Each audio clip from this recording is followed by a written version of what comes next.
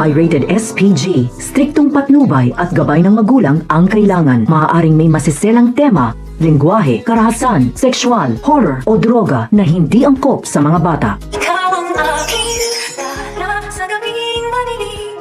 Ikaw ang bawat sana sa lahat ng hiling. Sagot sa akin.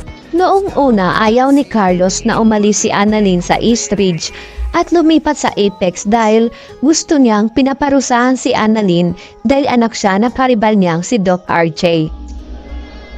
Ito pa naman ang dahilan ni Carlos kaya kinutulan niya ang pagpapadala kay Annalyn sa Japan dahil narinig niya na baka lumipat na si Annalyn sa ospital ng tatay niya sa Apex.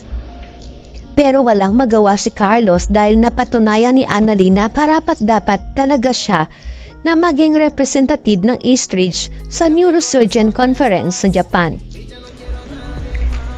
Kay Annalyn kasi binubuhos ni Carlos ang lahat ng galit niya kay Doc RJ kahit wala namang ginagawang mali si Annalyn at hindi alam ni Annalyn na ito pala ang dahilan. Hanggang sa napagtanto ni Carlos na tama ang sinabi sa kanya ni Michael na dapat paalisin na lang si Annalyn sa East Ridge para makasama niya ang tatay niya sa Apex. Ayon kasi kay Michael, nakakampi ni Carlos, mas advantage para kay Carlos kung wala si Annalyn sa East Ridge dahil wala nang sagabal pa sa pagsasamahan nila ni Lynette. Itong si Michael lumabas rin ang tunay niyang kulay para makaganti lang kay Doc RJ.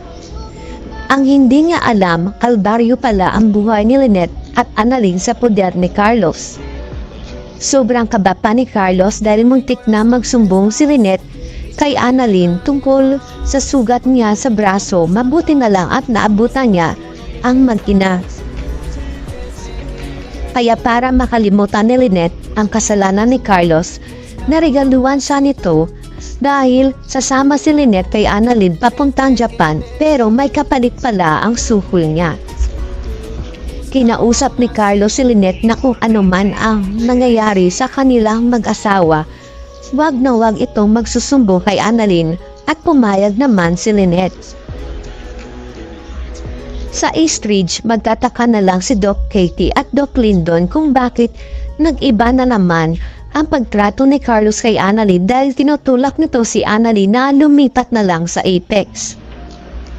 Mas lalong pahirapan ni Carlos si Annalyn sa East Ridge para si Annalyn na mismo ang magsasabi na gusto na niyang lumipat sa Apex dahil nahihirapan na siya sa East Ridge. Naalala kasi ni Carlos ang sinabi ni Annalyn na tatapusin pa niya ang residency niya sa East Ridge dahil okay pa naman ang kalagayan niya dahil walang Moira at Zoe sa East Ridge.